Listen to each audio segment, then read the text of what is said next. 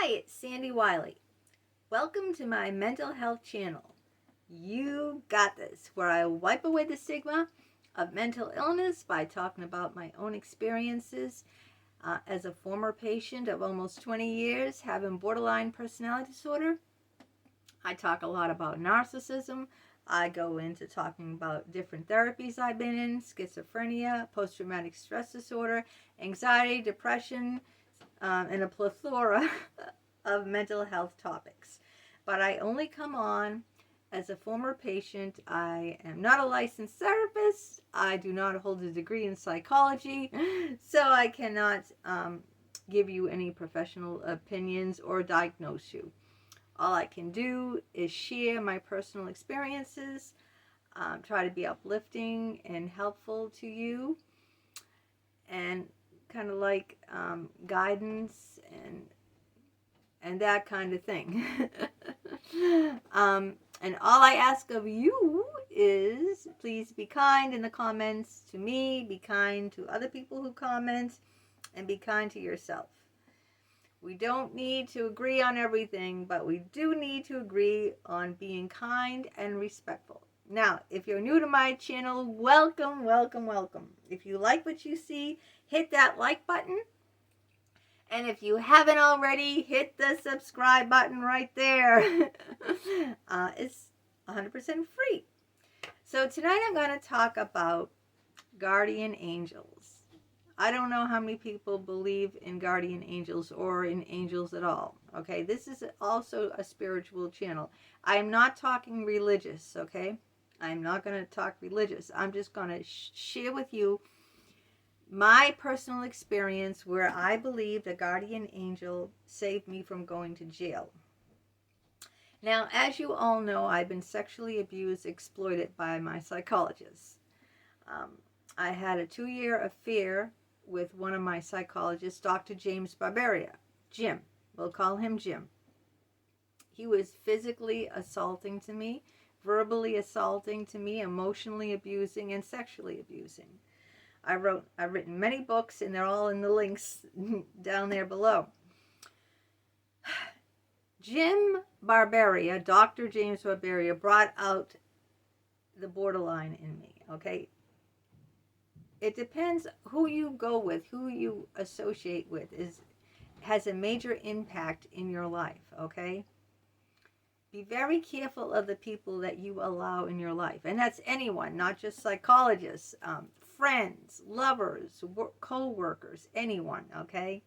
Anyone. Be very careful of the people that you allow into your life, because they either can make you or break you.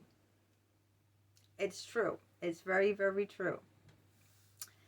I turned into an alcoholic over Dr. Richard Geist and Dr. James Barbaria. Never had an alcohol problem in my 20s, in my 30s, or in my 40s. Not until I got into my 50s did I become a severe alcoholic. But anyway, this is what happened that night. Of course, I got in a big fight with Jim, Dr. Barbaria, Jim, on the phone. I don't know. We used to fight about everything under the sun, all right? I don't know what the fight was about, but I was upset. And I started drinking vodka. It was in the fall, so it got dark very, very early. I think this was probably either late October or November, somewhere in between October and November, where it started getting dark early.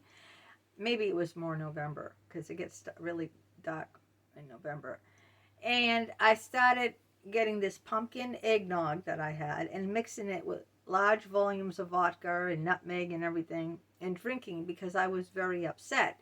I never got upset like I did with these psychologists. All right, they really brought the borderline, you know, they really made me feel abandoned. They really re-traumatized me. I don't want to go into the detail of that because I'm just focusing on that night where the guardian angel, you know, saved me from going to jail. So I was drinking and drinking and drinking. I was feeling pretty good, you know, but I was still upset with Jim. And I said, I'm going to go over there and give him a piece of my mind over to his house. Now, Jim lives in Jamaica Plain. I live in Rosendale. This is all part of suburb of Boston. From his house to mine, from my doorstep to his doorstep is exactly 10 minutes. all right? 10-minute drive, that is. I've even walked it one time. Well, I think I didn't walk. I took a bike.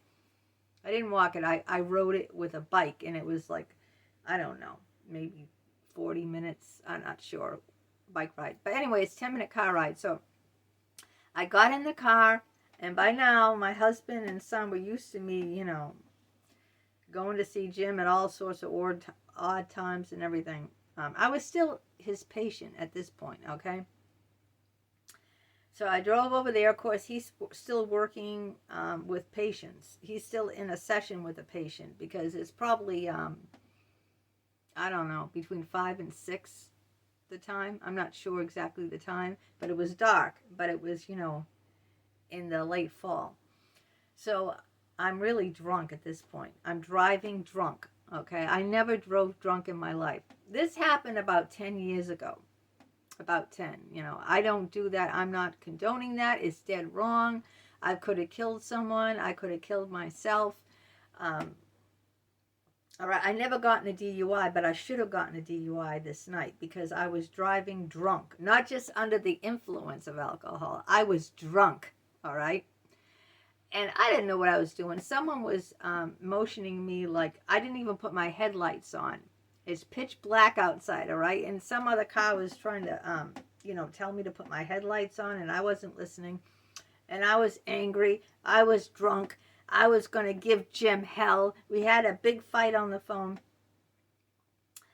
And so all I heard was this big crash, okay?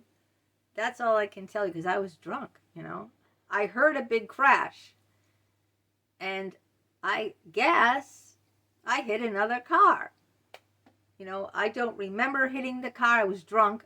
You know, I have no recollection of the car coming in front of me or me sideswipe the car. I don't know. I heard a big crash, and I kept driving on to Jim's house because right now I'm like a few minutes away from Jim's house where that accident happened, right around that rotary.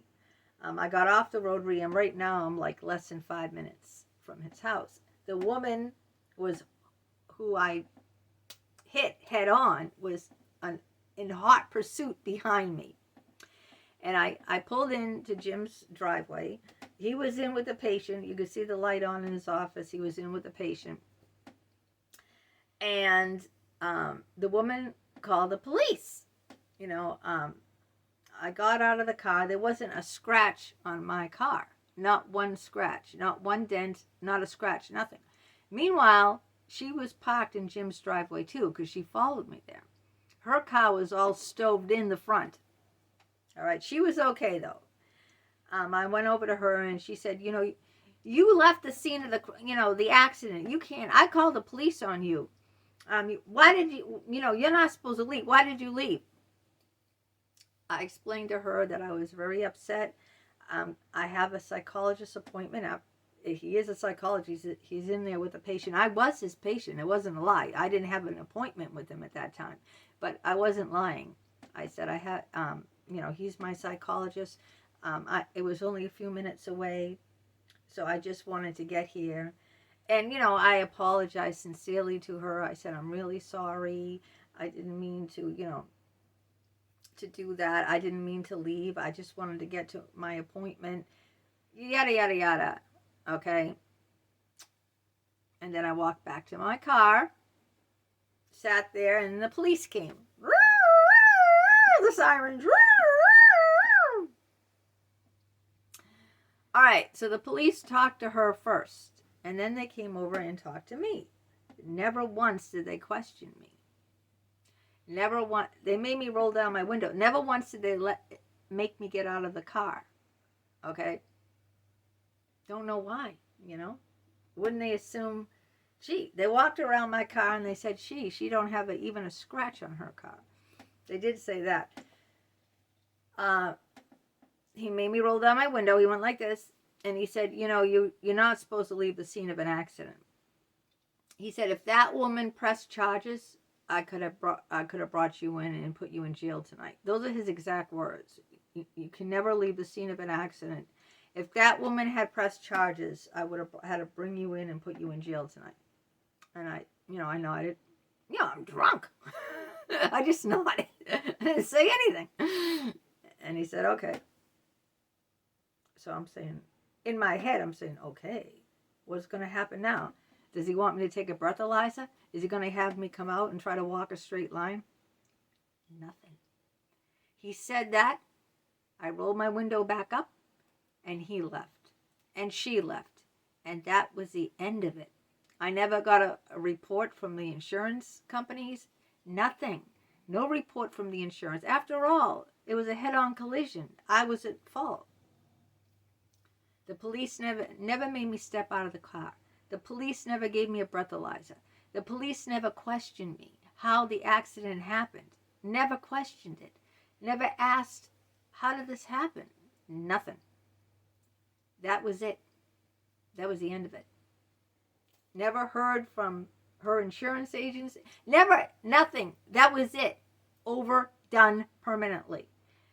And it's like, now come on.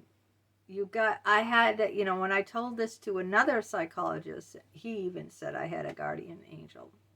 Dr. Eugene Pagani of Newton, too. Dr. Jeffrey Fortgain's Newton. And Dr. Richard Geiss's Newton. 3 of them, all in Newton and living within 10 minutes of each other. It doesn't get more bizarre than this. Then, get this, I was so drunk. After everyone left, she left, the cops left and everything. This was all happening right outside Jim's window while he's in with a patient, okay? I mean, I'm shocked they didn't come out. All this commotion is going on right outside his window while he's in with a patient.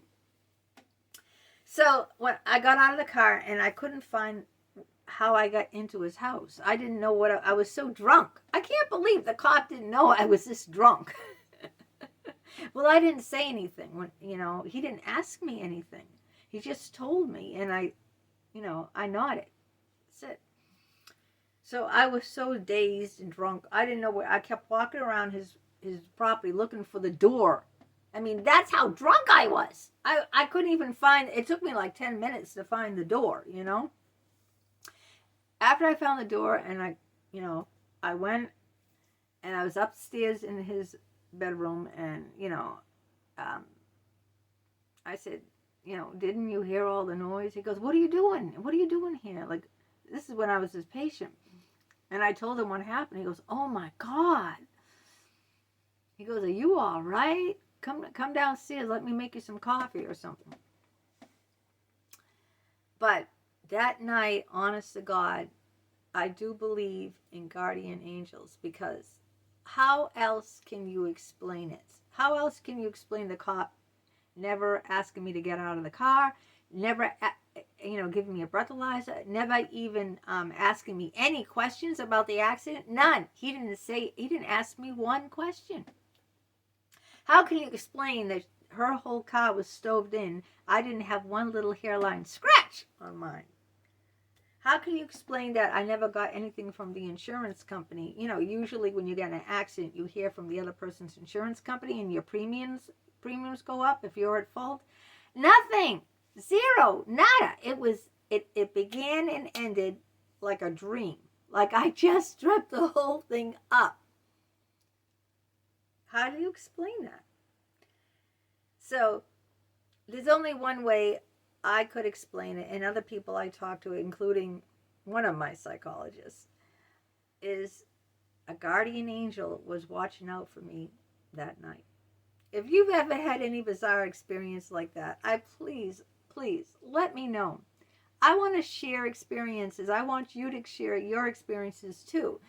And so if you ever had, a life-altering situation where you felt a guardian angel was watching over you or something similar to that, please let me know in the comments below. Okay, till next time, take care.